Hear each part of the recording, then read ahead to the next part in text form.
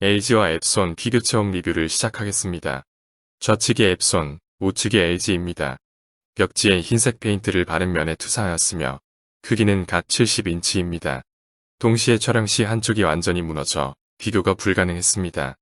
이 영상은 따로 촬영하여 하나로 편집되었으며 실제 눈에 보이는 차이를 최대한 표현했습니다. 영상 보면서 간단한 스펙 알려드리겠습니다.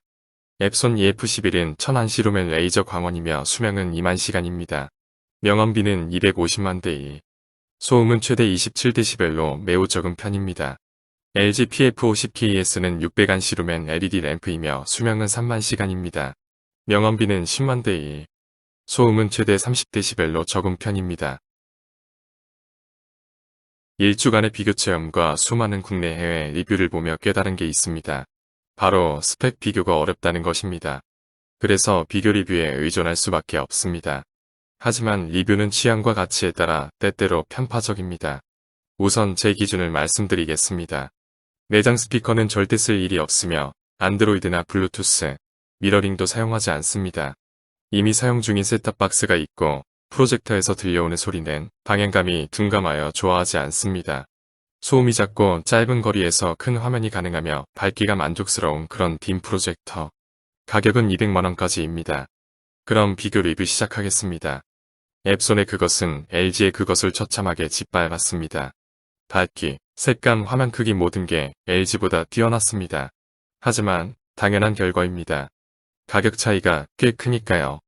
중학생과 고등학생이 싸우는 느낌입니다. 두 제품 비교 리뷰는 영상으로 충분하니까 저는 앱손의 EF11의 장점 단점에 대해 리뷰하겠습니다. 우선 너무 조용합니다. 러시아 리뷰어가 추천한 제일 조용한 빔 프로젝터 토인걸. L7도 사보고 쿨러도 바꿔보고 저항도 달아보고 했지만 EF11을 이길 수 없었습니다. 빔 프로젝터 특유의 치차름, 고주파음 등의 듣기 싫은 소음이 없고 조용하고 낮은 팬소리만 납니다. 두 번째, 밝기가 꽤 괜찮은 편이며 밝기 대비 발열도 적어서 사용하기 쾌적합니다.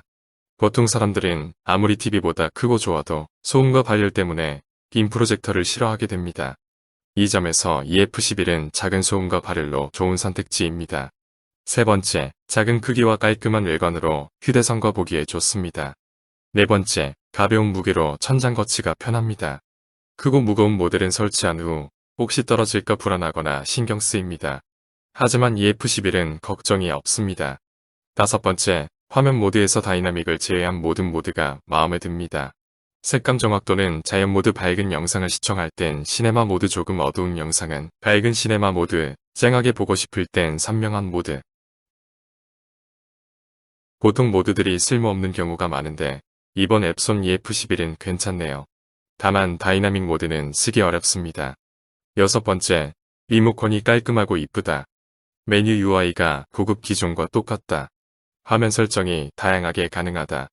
리모컨이 깔끔 단순해서 눈으로 보지 않고 사용하기 편리하다. LG는 PF50KS뿐만 아니라 612등 상위 제품도 리모컨이 복잡해서 잘못 누를 때가 종종 있었다. 이제 단점입니다. 딱 한 개밖에 없지만 너무 아쉽습니다. 바로 130인치 이상에서의 밝기입니다. 인치가 2배 늘어날수록 밝기는 4배 감소합니다. 즉 60인치와 120인치의 밝기 차이는 4배 어두워집니다. 140인치로 사용 중인 저로서는 아쉽다고 느낄 수밖에 없었습니다. 부족한 느낌은 아닙니다. 영화나 애니에서 섬광, 충구암 등의 갑작스럽게 밝은 부분이 실제로 눈부시게 묘사가 가능했습니다. 여기까지가 제 기준에서의 장단점입니다. 다른 사람 입장에서는 천장 투사가 가능한 점이 장점일 수도 스피커와 안드로이드, 미러링, 블루투스가 되지 않는 점이 단점일 수도 있습니다. 저는 최근 6개월간 많은 프로젝터를 사고 팔았습니다. 잘 몰랐기 때문입니다. 여러분께 프로젝터 구매 시 제일 중요한 몇 가지를 알려드리겠습니다. 첫 번째, 방이나 거실 투사용인데 80인치 이하로 볼 예정이라면 65인치 이상 중소기업 TV가 낫습니다. 진짜로요. 두 번째, 투사거리 꼭 확인하세요. 내가 사용할 환경에서 예상한 화면 크기가 나오는지 중요합니다. 세 번째, 소음과 발열에 민감한 편인지 DLP 레인보우 현상이 보인다면 불편할 것인지를 예측해야 합니다. 소음, 발열, 레인보우 현상, 투사거리 4가지를 생각한다면 정답은 EF11밖에 없습니다. 레인보우 현상이 괜찮다면 LG610P도 좋아요. 투사거리나 안시 대부분이 비슷합니다. 하지만 미세하게 EF11이 더 밝은 느낌에 색감도 쨍하죠. 무엇보다 소음이 더 작습니다. 투사 크기가 130인치 이하라면, 거실이 아닌 침실 또는 원룸이라면, 천장 설치 예정이라면 EF11은 최고의 선택입니다. 지금 계속 보고 있는 영상은 140인치 투사시 밝기와 색감입니다.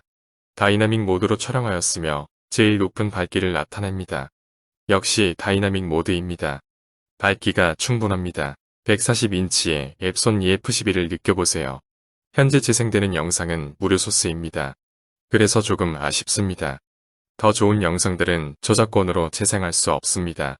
리뷰는 여기까지입니다. 아니 잠시만 기다려주세요. 리뷰 끝나고 EF11 보냈는데 이제야 느껴집니다. 갑자기 EF11에 애정이 높아져서 영상 편집도 다시 하고 추가적인 제 생각 말씀드립니다. 우선 EF11 쓰다가 기존 모델 쓰니까 역체감이 너무 심합니다. 지금 사용 중인 모델이 제조사 스펙이 아닌 실측정 스펙 비교 시 3배 밝은 제품입니다. 하지만 실체감은 2배는 절대 아니고 1.3배에서 1.5배 정도 됩니다. 눈의 동공 때문이지 않을까 생각합니다. 그리고 따뜻한 공기 배출량은 최소 5배 정도 되는 것 같습니다. 이것은 적게 잡은 것이므로 실측 시 더 많을지도 모릅니다. 이제 겨울이라 발열은 오히려 이득이지만 내년 봄에서 여름 사이에 EF11 사야 하나 싶습니다. 빔 프로젝터는 조용하고 시원한 제품이 최고입니다. 그리고 레이저 광원이라 그런지 더 선명한 느낌입니다. 제 시력은 최대치 1.0 기준 0.8입니다. 눈 좋다 이 말입니다. 그래서 픽셀도 보이고 선명함도 잘 구분하는 편인데 확실히 EF11이 다른 FHD급 기종들에 비해서 선명하고 웬만한 DLP보다 나은 편입니다. EF11 특가나 사은품 행사 나오면 질러야겠습니다. 제 희망사항은 EF11보다 2배 밝은 EF21 나오면 좋겠습니다.